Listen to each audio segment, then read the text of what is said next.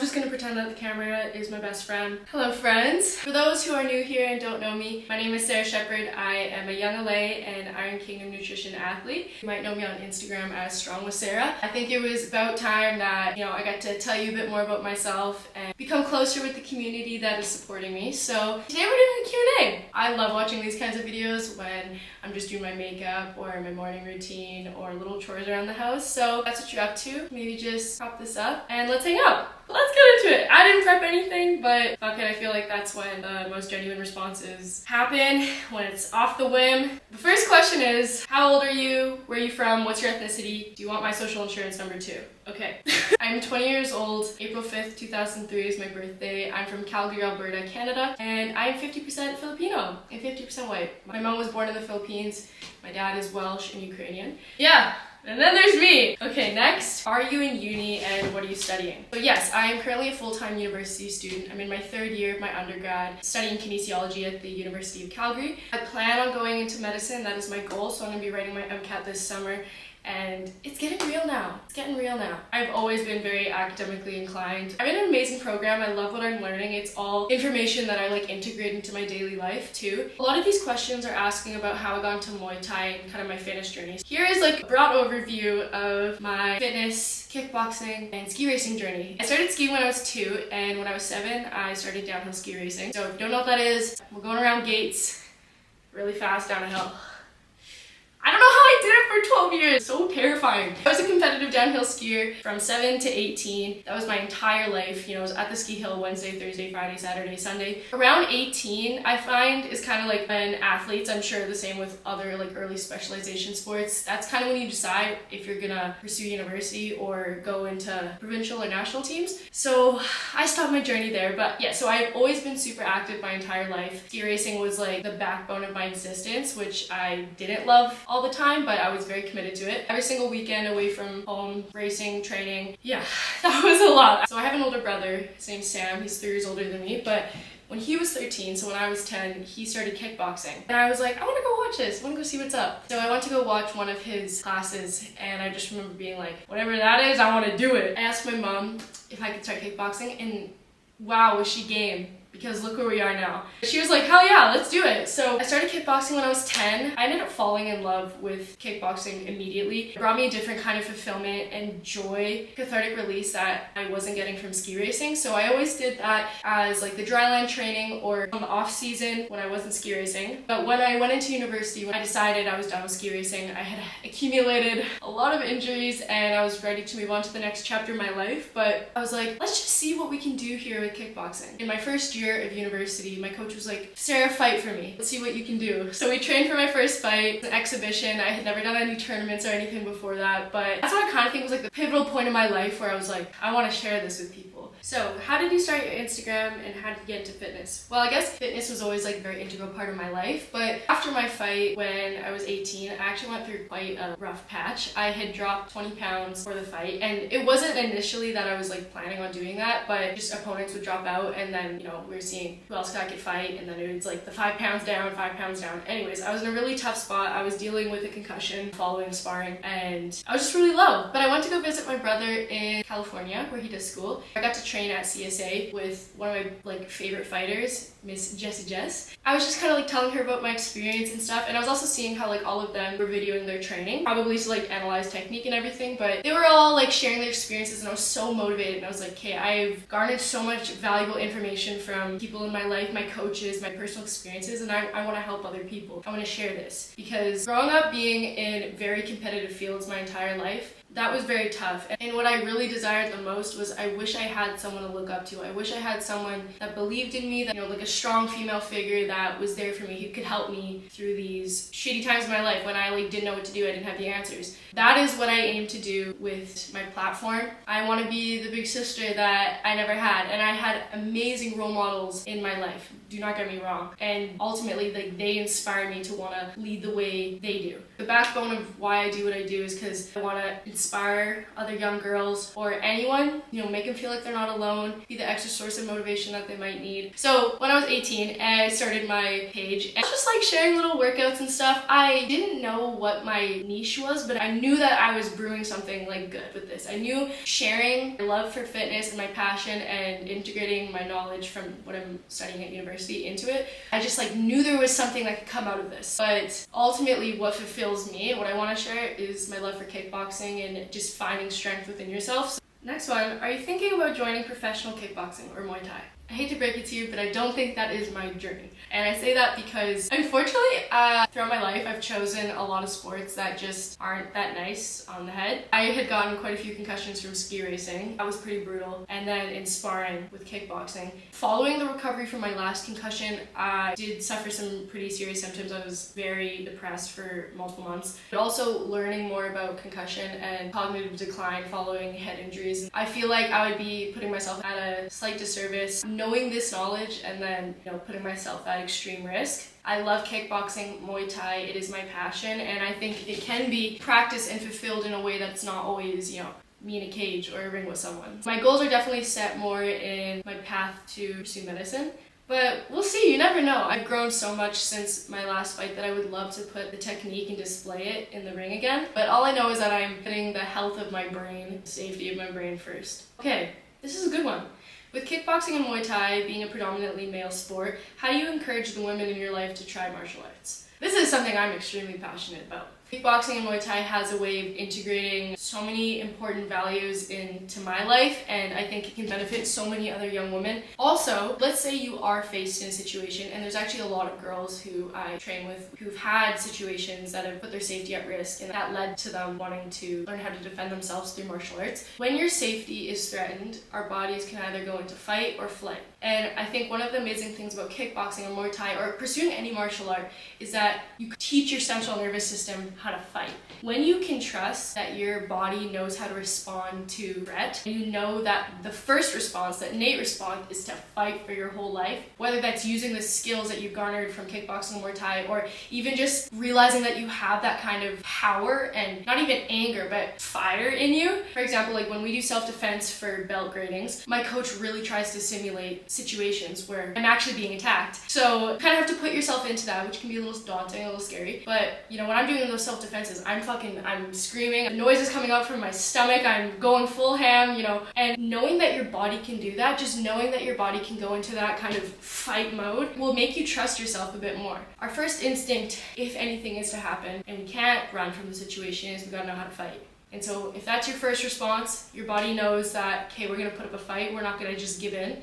That's a beautiful thing, and you can carry that wherever you go. What do you love about Muay Thai, and what has it taught you? From like 12 years old, I was learning about respect, self-awareness, discipline, what it means to actually push yourself to limits, how to respect others, respect yourself, how to listen, oh my gosh. So many different things, but what I love is that it's been kind of that vessel that shows me that I have strength when I really feel like I don't have any. And I mean that so wholeheartedly. When I was younger and my mom was fighting breast cancer, kickboxing was my release. That was where I felt strong, and that helped me get through that. When I was in high school, going through like some breakups or just really tough times, kickboxing helped me find my strength again. Showed me my weaknesses too, but showed me how I can overcome those weaknesses, especially. Okay, any piece of advice you'd give to your younger self? Oh, I have a lot of advice I would give to little Sarah. Stop chasing. Stop chasing to fit in. My entire life I was just trying to fit in with people because I just wanted to feel accepted. I spent the entirety of my energy wanting to be someone else but myself. But what I realized, and it took a long time because these are often like experiences you have to go through to come around to the other side and have these realizations, but the fact that you are nothing like the rest is one of the most beautiful and amazing things about you. You gotta own it. And the right people will fall into place and you will meet them because they love you for who you are. If you teach people around you to love a version that's not authentic to you, those relationships will never be grounded in something that's super strong. Own your differences. Own the shit that you think is cringy. Own the shit that, the beauty and all the weird stuff that makes you you. Next would be learn to build a strong sense of self. Especially as a young woman growing up, you're always going to have people poking and prodding at you, telling you you're not good enough, trying to take away strength from you. And when you know exactly who you are, you've built a strong foundation of your values and you have actions that speak for that. Like the hard work you've put in. You know what self-respect looks like to you. You'll never have to prove yourself to anyone.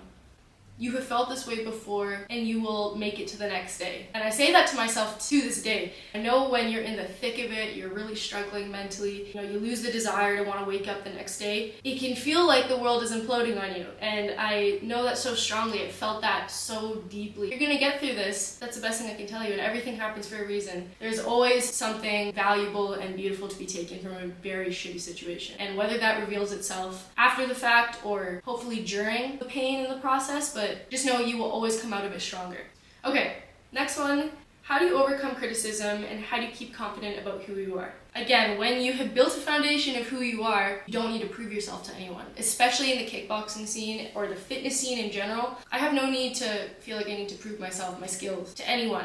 That's an intrinsic kind of confidence that I've built within myself. And another thing with criticism, maybe online and stuff, when I get nasty comments, first of all, it doesn't even come through like the barrier because I don't care. Secondly, knowing that those comments come from a place of pain or insecurity, I end up just pitying the person who's putting them out there. What is your diet like? What is your relationship like with food? So I currently don't follow any diet. I don't track calories. If I am tracking a macro, it's mainly protein, but I do feel like I eat a lot of protein anyways. When my mom was going through cancer treatment, my family took a very healthy approach to our diet. So I was very lucky to be introduced to a lot of different organic foods and build a palate for that when I was young. So I enjoy greens and veggies, and I eat the way I do, which I'd say is 80% very healthy, and the rest of it's intuitive, whatever the hell I feel like, because I enjoy feeling good, because I know that eating proper and fueling my body makes me feel good. And I just want to say this, if you are struggling with your relationship with food, I know what it's like when food and the thought of food dominates your mind 24/7. From the moment you wake up, what am I eating? And not even just because you're hungry, but because the stress of it's there. I know how easy it is to spiral like that. And I was in a place where I was very restrictive for a very long time, especially following my fight where I had dropped 20 pounds and I was not healthy, did not have my period, but the habits of what took me to get to that, I kept up with them in my daily life, and that wasn't healthy. I'm just like, why is this something I have to stress about? I wish I could eat like this and not care, and this and not feel guilty. I wish I could just enjoy it and not feel like the next time I have something that's more indulgent that I feel like I need to go ham because I don't know when I'm gonna have it again. I can say firmly that I'm at a point where I simply view food as fuel. Especially as an athlete, you need food. You need your carbs to fuel you for energy. You need a shit ton of protein if you want to be strong. And so I view food now as something that fuels me to be able to do what I do and to be strong and to be the best athlete I can possibly be. That took time. That took a lot of time addressing the problem head on. And my heart's with you if you are in a place like that, because I know what it's like. If I can be any beacon of light for those out there, you can come around to the other side where intuitive eating is natural and the thought of food doesn't poke your brain every moment of the day. Now that I've learned a lot more, especially about nutrition through my classes and my own little deep dives, if you want to be the strongest version of yourself, if you want to be the best athlete, if you want to optimize your energy, you gotta eat good. What are your hobbies outside of the gym and training? One of the big ones is art. When I was 17, I was selling artwork, doing commission paintings and posters, and I'll put some of them up here because I've always been extremely passionate about art creating. And my mom's a fashion designer and she's also very creative, so that part kind of got instilled in me. I love fashion, I love creating, and I think part of what I put out on my platform comes from that creative side. The 15-second video or however long it is, it's a storyline in my head. It's an avenue of creative expression. So sometimes I feel pressure to put stuff out, but when I do create stuff that I find ends up being the most successful, it's because I put my creative heart into it. Making videos or creating a vision for something, maybe a look, an outfit, just a vibe. There's always a story I'm trying to tell or emotions I'm trying to evoke when I post something. So just because I'm not actively selling paintings and all that, the creative part definitely has made its way to the work I'm pursuing now. Next question is, I really admire your hard work. How have you built your discipline and what keeps you motivated? Okay, that's a good question, and thank you so much. I refuse to not see my full potential, whatever that might look like. Every day I feel like it's an opportunity to push yourself towards your better self. I think I have chosen many endeavors that are closely related to things that I'm very passionate about. So that has always been a very important factor. When it comes to my fitness, or I'm so passionate about becoming the best athlete, I can possibly be to perfecting the little skills because I love doing it. And, sometimes to be the best, you gotta be a little obsessive over things. You gotta be a little obsessed with your craft. But a majority of it is relying on discipline. And discipline is very intertwined with habit making, and that takes a lot of time. I think we all talk about how important discipline is, but we don't talk about the steps to actually get there. But discipline for me looks like pushing myself to do the hard work when I don't want to. A lot of the time I don't want to study for 4 hours to get the grade I want in the exam. A lot of the time I don't want to do the cardio training because I just don't love it all the time. There's days where I don't want to get out of bed, and some days that's totally okay, but other days you gotta find the grit in you. Tell yourself to buck up a little bit and just push through it because it is so rewarding on the other side. I feel this way a lot after long runs or really hard training sessions, but you're like, okay, look how I felt before and look how I feel now. I push myself to do that. That is such a rewarding feeling, and if you do that continually on a weekly basis, pushing through that discomfort is what builds self-efficacy, self-trust, confidence, and a different kind of intrinsic confidence that no one can take away from you. Refusing to do the things that are hard now or uncomfortable now put you farther away from meeting your most successful or happiest self. I truly believe there's nothing that we can't accomplish. The moment we put that kind of barrier on ourselves, that's when your subconscious starts to believe it and will limit you, physiologically. So there's just nothing that I tell myself I can't achieve. Yeah, that's what I would say for motivation and discipline.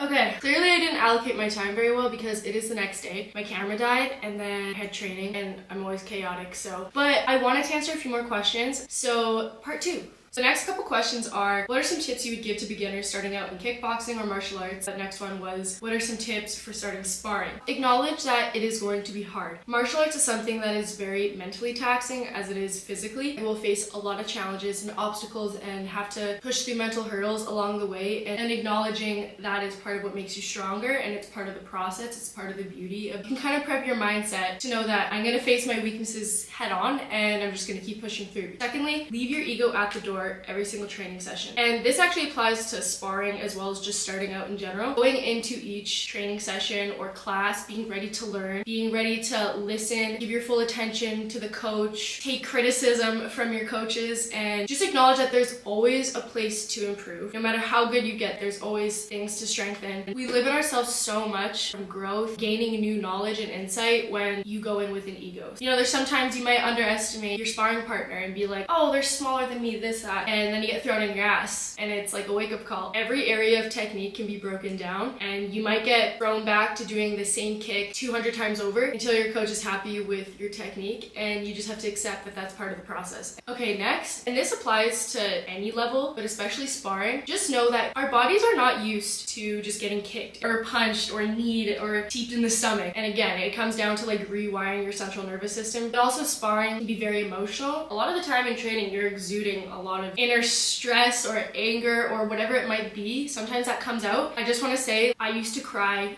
every single sparring session, and honestly I don't think anyone could tell whilst, because I was sweating so much. It just looked like I was really sweaty, but I would cry all the time because I would get hit in the head even if it wasn't hard, or just kicked, and my body just didn't know how to respond. But that is normal and that is okay. And honestly, to this day, sometimes I have moments after sparring where I just break down and get emotional because it's a lot to defend yourself and exude those movements. Sometimes I know there's girls who are like, oh my god, I was crying after sparring or during sparring, and then I never wanted to come back because I was so discouraged. And that again is part of the process. If you can push through that, that will make you stronger. Along those lines, that's where I also find learning to have fun with it very important. Be lighthearted, have fun with it, be able to laugh. There's always a way to laugh and have fun in training, no matter how hard it is. If you get thrown down or someone lands a really good shot on you, just be like, wow, good job, and laugh it off. That's honestly what gets me through training a lot of the time. When you can find a light that you can hold on to during training, I think that's very important. Okay, next question. How do you balance work, school, and training? This is something I am still learning a lot about, and there's parts that I really struggle with and parts that I think I've kind of, locked down and gotten good at. But first of all, the most important thing for me is identifying my top 3 priorities. For me, my first thing is my school, my performance in school. Second is training and exercise, and especially for my mental health, because I work out and that helps me mentally. And then after that is social media and work. I think when you've established your 3 main priorities priorities in terms of objective work. That can help narrow down the distraction. Next is evaluate how bad do you want this. If your goals are to become the best athlete you can be and do your best in school and whatever else, you need to make sacrifices and be okay with that. That comes with discipline, identifying your goals and being very specific about them and your priorities. I think I have kind of locked down that part, but other areas that I really struggle with is overworking and lack of sleep. I am so informed about how important sleep is, and my rational brain knows that, but when it comes to getting everything done, it's the first thing that I throw under the bus, which is not good, and I'm facing the repercussions of that because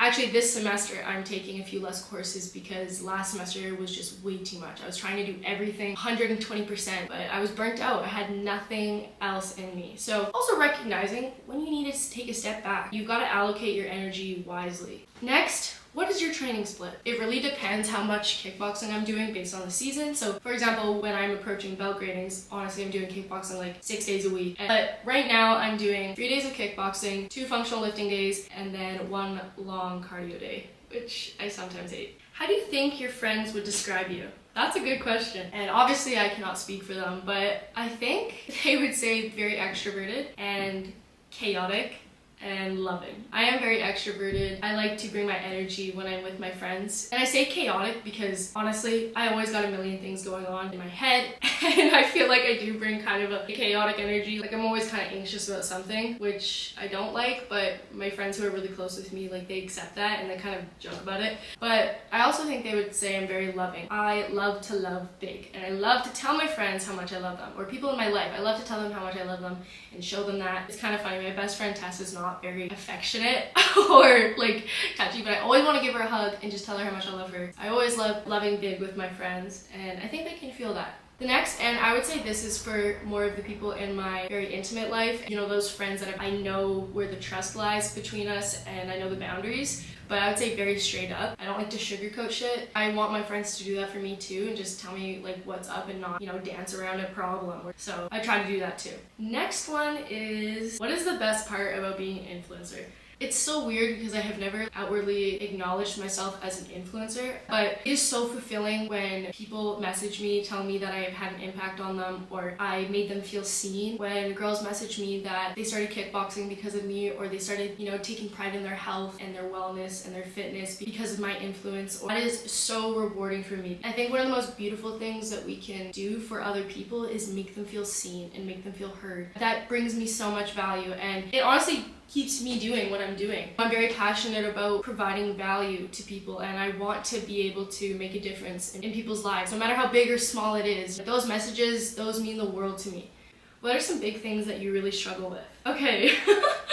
This is a good question. A couple things. I have pretty deep-rooted and bad self-dialogue when it comes to failure. I think that started with ski racing because, you can objectively quantify how well you did. It's like you win, you lose. You're this far away from being the winner. I think I'm too quick to get frustrated and be like, oh, I'm a failure, and then spiral with those words. And so that's something I'm really trying to work on actively, especially with holding more responsibilities. I'm really quick to be like, oh, I didn't do it good enough. They think I'm a failure. I think I'm a failure. I'm not, this, that. There's so much power in self-talk, and as much as you can acknowledge it, it's really hard to actively catch yourself when you are spiraling and talking really badly about yourself. So that's something I'm trying to kind of rewire in my brain. Reword and rewire. When I do start saying really self-deprecating things, I try to catch myself and be aware in the moment and be like, no, don't feed those thoughts. I think the next thing, and it's really intertwined with the self-dialogue with failure, but overworking. I feel like when I'm not doing enough, I'm not worthy enough, and it's a really bad cycle. And the thing is, my rational brain knows that is not the case, but I have just put these standards up for myself. I'm realizing that they're really not healthy. We don't have unlimited energy, and that is one of the biggest lessons that has made itself extremely apparent in my life this year. It's okay to just sit down and relax and just be present. I hope I can continue to be open and vulnerable about these things as I learn and grow with them. I don't want to create a false notion that I have it all together, because I definitely don't, and I'm learning along the way. But one thing I think is very important is that I know I can get through this. So, yeah. Okay, next one is, what are some tips for beginners starting out in the gym? I think the first one is give yourself time to experiment with different modalities of exercise to see what you really like. I'm just going to use cardio as an example, but if you are someone who's trying to improve their cardiovascular endurance, you don't just need to run. You could bike, you could do the Stairmaster, you could skip, you could do kickboxing, you could swim. Don't limit yourself to something that you don't like. At the end of the day, when you can enjoy what you're doing, when you can actually enjoy the activity that you're partaking in, that's just going to make it 10 times better. And when it comes to consistency, don't underestimate how effective 20 to 30 minutes, maybe a day, or even 4 times a week if that's what you're starting out with. Don't underestimate how effective just getting to the gym and doing a little bit of movement can be. Start small. Start what you can tangibly put into your schedule and make that a routine. Make that habitual for you, because from there, then you have a solid foundation where you can add challenge, add duration, add frequency. Next is, it's really easy for us to be like, yeah, I want to start going to the gym. That means nothing unless we break it down and make it really specific and find how it can work in our daily lives. So if I'm going to say, I want to be really active this week, take the time to go through your schedule and say, I'm going to do this modality of exercise for this long. I'm going to do it after work or after school or before school at this time. Get really comfortable being specific about your plan. Okay, next, it is completely normal to have aesthetic-driven goals. Honestly, sometimes that's the first thing that gets people to the gym, is because they want to change something that they can see. But I think when you go to the gym specifically to look a certain way, your confidence will always be dictated by your physical appearance. The way we view ourselves changes every day. If you have the goal of going to the gym because you want to improve your discipline, you want to move a certain weight, or you want to run a certain distance, just do something because it challenges you and you want to feel like you're capable. I think making those kinds of goals bring you a different kind of intrinsic confidence that cannot be dictated by any fluctuations or changes in your appearance. At one point, I really wanted to look a certain way, and that was the only thing driving me to work out, which was so defeating and unrewarding. But when I started shifting my training to being like, okay, I just want to be really strong, or I want to be the best athlete I can be and perform the best I can perform, having those kinds of goals, I think, are so much more rewarding, and they will keep you in the game for longer. Okay, I think that's all I'm going to answer for today, but I actually had a lot of fun doing this. I'm really excited to keep making more videos for you guys and, getting to know you guys closer and creating a stronger community. Thank you if you listened to this entire video. Please tell me what more you guys want to see, or if you have any more questions, leave it in the comments below. Hopefully this allowed you guys to get a better idea of who I am and maybe provide some insights on different things. But if you want to see more of me, you can follow me at Strong with Sarah on Instagram and TikTok.